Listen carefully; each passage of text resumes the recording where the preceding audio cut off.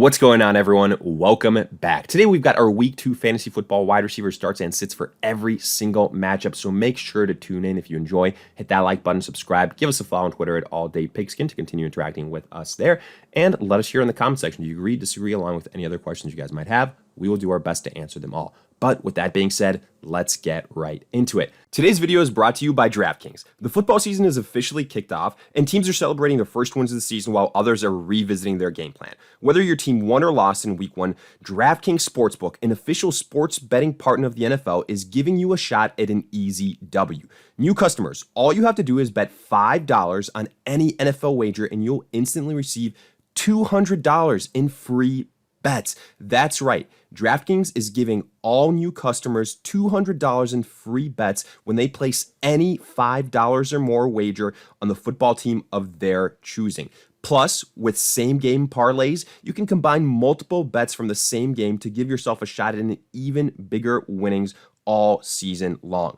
For those in a state where sports betting is not yet available, don't forget about DraftKings Daily Fantasy, where they've been innovating even more ways to win some cash this football season. DraftKings has been around for a while, so you know your funds are safe and can be withdrawn whenever, wherever you want. So download the DraftKings Sportsbook app now. New customers use promo code TPPN and receive $200 in free bets instantly when placing a $5 wager. That's promo code TPPN only at DraftKings Sportsbook. And we kick off Week 2 with the Chargers at the Chiefs on Thursday night. So here we have to start with Keenan Allen. You see an asterisk next to his name because he did get hurt with a hamstring in Week 1. It's a short turnaround, and those hamstrings can be tricky. Honestly, I don't expect him to play. I would be shocked if he does. But for the sake of mentioning him, I currently have him as a start if he does somehow play. Now, if he does, I would say that, I don't have him as a wide receiver 1, even though this should be a high-scoring affair. Those hamstrings can be tricky. And, I think he's more so of a wide receiver 2, but you kind of got to start him because, again, high upside in this game. But if he doesn't play, which is the more likely scenario, Mike Williams should be in store for a bounce-back performance. One of the more disappointing wide receivers on last week. Without Keenan Allen, he's the number 1 here. And again, versus the Chiefs in this divisional class should be a high-scoring affair. And then if you're going to take a chance on anyone if Keenan doesn't play, I would go with Josh Palmer. I think he's the most kind of proven out of all the other guys who I currently have as sits, Jalen Guyton, DeAndre Carter. Don't go chasing the points, especially with Carter. Palmer, kind of going to be boomer bust, but I think you go with the upside as a high-end wide receiver 3 considering the matchup. And then for the Chiefs, Juju Smith-Schuster. I said this last week. I'm going to continue to say this. He's by far and away the most consistent wide receiver the Chiefs have. He's going to get the most volume out of all these wide receivers. And, to me, he is a high-end wide receiver 2. Potentially a steal where you got him on his ADP. Then MVS, Mecole Hardman, Sky Moore. I think they're way too inconsistent, way too big play dependent. Look, I know the Chiefs are coming off a huge game last week, but they're not going to score 40 plus, almost 50 points every single week. So I would just go with the top 2 weapons for the Chiefs every week. That's Travis Kelce, that's Juju Smith-Schuster. No reason to make it more complicated. Then Patriots at the Steelers. Only one name I'm remotely interested here. That is Deontay Johnson. Now, that was the case last week. It's going to be the case pretty much every single week. I said it about Mitch Trubisky. He can't sustain more than one fantasy-relevant weapon. That's Deontay Johnson. I don't think Deontay is going to duplicate his stats from last year, but I think he can, just based on volume, be a wide receiver 2 type of guy. And that's what I'm looking for here. I don't think it's going to be a high-scoring affair from each side, so keep that in mind. Then for the Patriots, especially if Mac Jones doesn't play, and considering the Steelers' defense, I'm sitting Myers, I'm sitting Devontae Parker, I'm sitting Aguilar. These guys are going to be, alternating which one has kind of a decent week, week in and week out. So I'm just not getting cute here with them. And then the other guys, Claypool, George Pickens, I'm sitting them as well. For all those reasons I said about Deontay Johnson and Mitch Trubisky, that offense can't sustain a lot of fantasy relevant guys. It's not a high scoring offense. So Claypool, Pickens, just no thank you. Afterwards, Panthers at the Giants. Only one guy I would start here. That's DJ Moore. And honestly, I'm not even all that excited about it. I think Moore is kind of the wide receiver 2 category. Not the biggest believer in Baker Mayfield. And I know what people are going to say, oh, Robbie Anderson, you look at those stats. He had a much better game. Why aren't you having him as a start? look, Robbie Anderson, the bulk of what he did was on 170-plus yard touchdown reception. That is not easily duplicated week to week. I still think DJ Moore is the better overall talent, and I think that's going to win out. But to me, it's Christian McCaffrey than everybody else, including DJ Moore. So I have him as a low-end wide receiver 2 here. For the Giants, Sterling Shepard, Kenny Golladay, they're the top 2 names. I'm not going to get into Kadarius Toney or Wendell Robinson. I think Shepard is the top name, but similar to what I said about Robbie Anderson, Shepard had one big touchdown reception, which kind of saved his day. He's also rehabbing from an injury. I think this is going to be a run-heavy game for the Giants. That Panthers run defense got dominated by the Browns in week 1. Barkley looked great for the Giants in week 1. I think it's going to be a lot of Barkley here. So I'm not really all that high on the receiving upside for the Giants in week 2. Then Jets at the Browns. I'm sitting everyone here.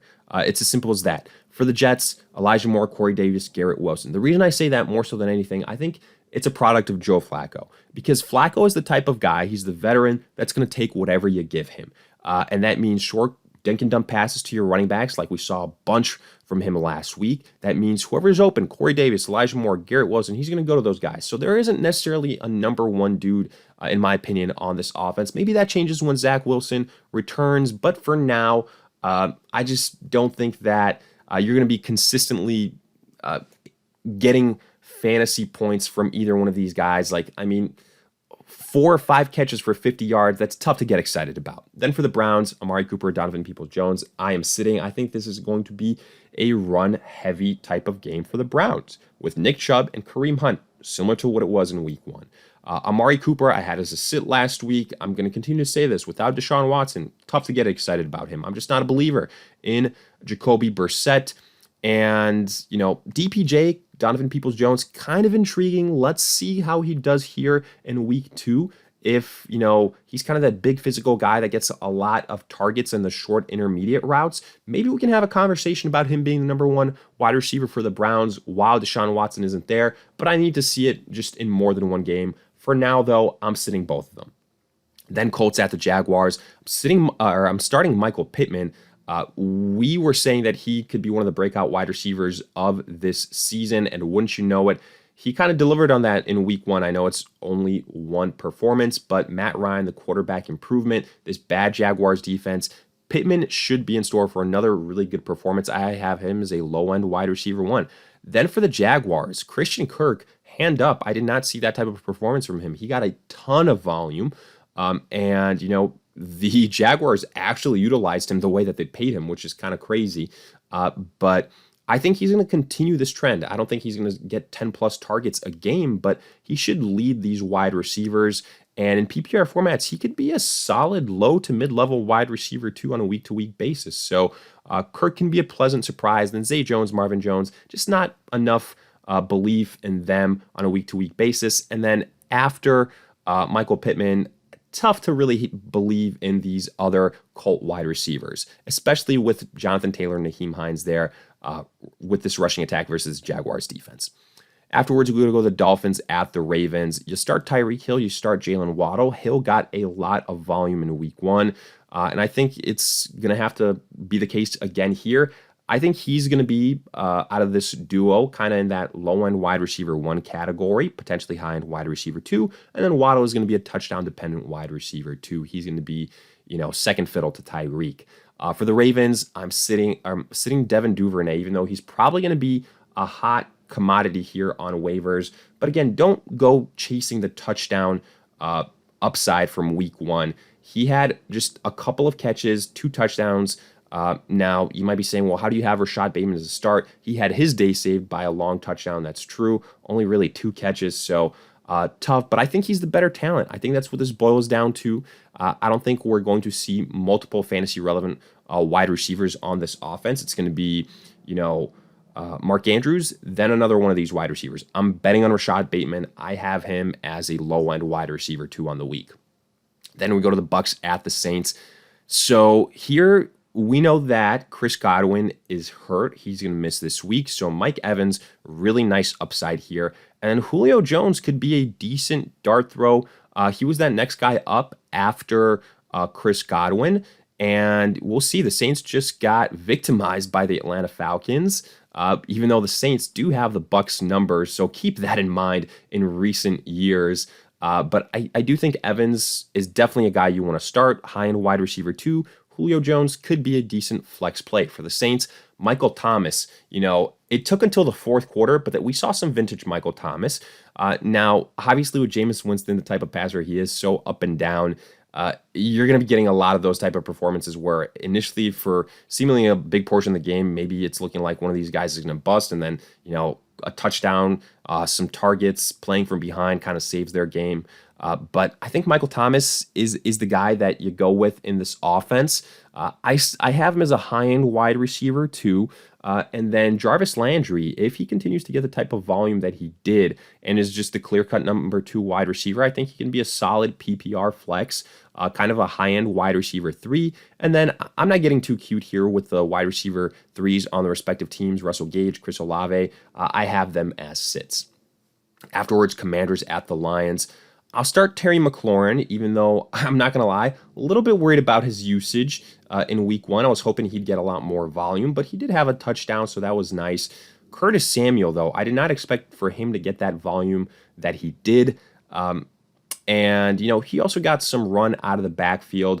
So if there's a chance that, a second wide receiver is relevant on this Commanders offense, I think it's probably Curtis Samuel. I know Jahan Dotson, the rookie, very, very impressive, but I'd rather bet on the veterans here.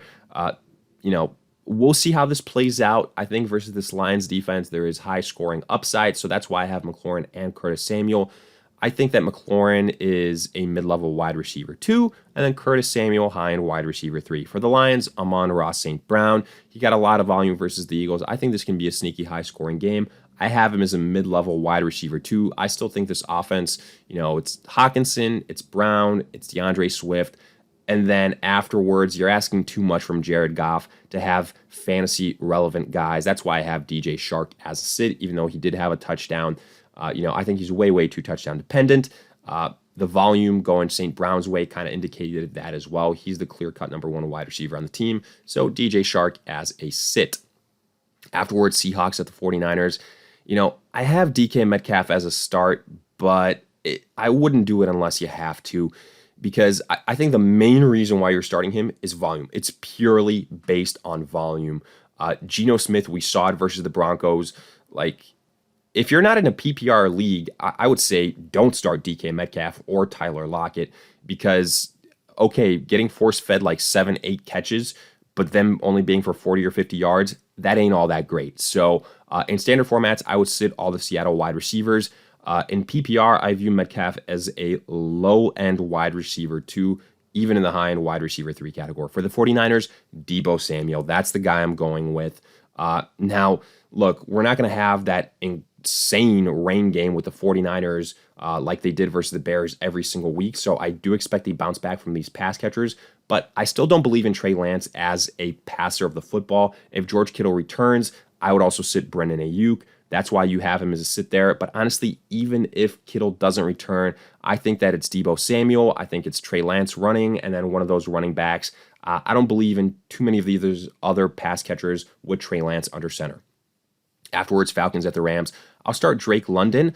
He's really the only name to know for the Falcons wide receivers. Similar to DK Metcalf, you're looking for the volume here. You're looking for those 7 catches for 50 to 60 yards. If it's in a standard league, you got to have him a lot lower. Now, for the Rams, Cooper Kupp, obviously no-brainer start. Duh, he's a wide receiver 1, top 3 wide receiver. Okay, let's move on. Allen Robinson, hand up. I got burned by Robinson. Apologies. I was bullish on him in week 1. Hell, all of America got burned by Allen Robinson. He just was so incredibly disappointing, but I'm not going to panic and sell and sit him immediately. I still think he's a good wide receiver. I think this is a favorable matchup, and I do think the Rams are going to try and correct, and Robinson will get involved. Now, he won't be a wide receiver 1, but I still think he can be a low-end wide receiver 2. We'll see, but I am not sitting him. I think he is due for a bounce-back performance. If he doesn't, then we can start having the conversation okay, Allen Robinson could be in for a disappointing season, but I still think it's a little bit too early. Then Cardinals at the Ravens. I will start Marquise Brown. He is really the only Cardinals wide receiver that I trust.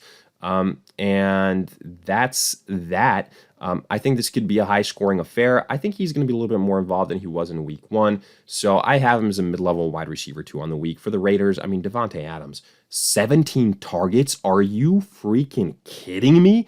That was insane. I don't think that's going to happen every single week, because if it does, this guy's going to set records left and right this season. Hunter Renfrow was another guy similar to an Allen Robinson that really disappointed.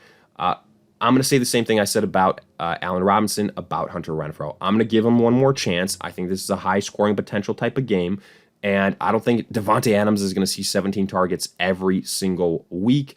I think Renfrow can be a low-end wide receiver 2, high-end wide receiver 3. If he struggles, we can have that conversation afterwards. And then I'm sitting Greg Dortch. You know, he was kind of an intriguing name in Week 1, but it's Marquise Brown, and then everybody else. I'm sitting Dortch here for Arizona. Then Texans at the Broncos. You start Brandon Cooks because of the volume. That's what it boils down to in PPR formats. And, you know, you have a mid-level wide receiver too. For the Broncos, Jerry Jeudy, Courtland Sutton, pretty much, DK Metcalf, Tyler Lockett 2.0. They're going to alternate weeks, both probably getting 6 to 7 receptions for between 60, 70 yards. And then whoever gets the touchdown, bang, bang, boom, he is going to be, the winner there. It's going to be tough to predict, but versus the Texans, it's a favorable matchup. So I would start both those guys. I think they're both in the wide receiver 2 category. Afterwards, Bengals at the Cowboys. You start Jamar Chase, obviously top 5 wide receiver. T. Higgins, if he plays, you start him. And if he does, obviously he has the asterisk next to his name because he suffered a concussion in Week 1. And if he does play, you sit Tyler Boyd. But if Higgins doesn't play, Tyler Boyd could be one of the better streams on the week. And I think he could be a, low-end wide receiver too. For the Cowboys, for all those reasons that I said, you start DK Metcalf, even with a trash quarterback. You do so here with CeeDee Lamb. Dak Prescott being out for 6 to 8 weeks is a huge blow for this entire offense. That's why I had Zeke as a sit. But I think Lamb is just, because he's the clear-cut number 1 guy, he's going to get so much volume. And, a game where they're possibly playing from behind, you start him. But I have him as a wide receiver too until Dak Prescott returns. Then Bears at the Packers. You'll start Darnell Mooney. Again, not every single week is going to be a monsoon type of game. I think he's a low-end wide receiver 2 on the week. I still don't believe in Justin Fields as a passer.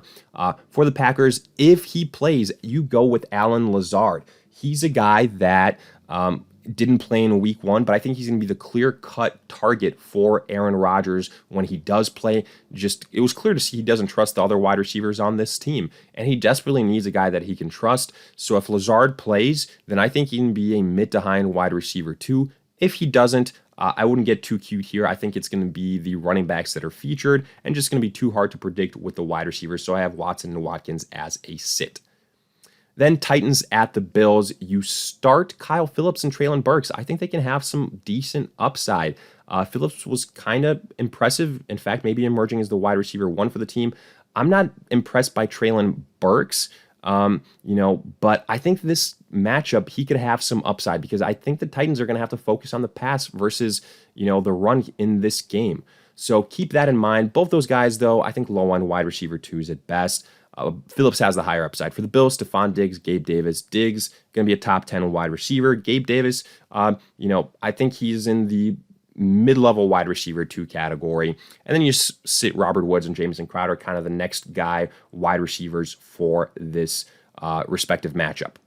Then finally, Vikings at the Eagles. You start Justin Jefferson, obviously. Adam Thielen, I think it'll be a high-scoring affair, so he has consideration for a low-end wide receiver 2. For the Eagles, A.J. Brown got a lot of volume, so high-end wide receiver 2, low-end wide receiver 1. But like I said before, I don't think Jalen Hurts can sustain multiple fantasy-relevant wide receivers, so Devonta Smith, he's not going to goose egg you every single week, but I have him as a sit. And with that, we wrap up our Week 2 fantasy football wide receiver starts and sits for every single matchup. If you guys enjoyed, hit that like button, subscribe, give us a follow on Twitter at AllDayPigskin to continue interacting with us there. Let us hear in the comment section your thoughts along with any other questions you guys might have. We'll try to answer them all. But in the meantime, we'll see you guys in future videos.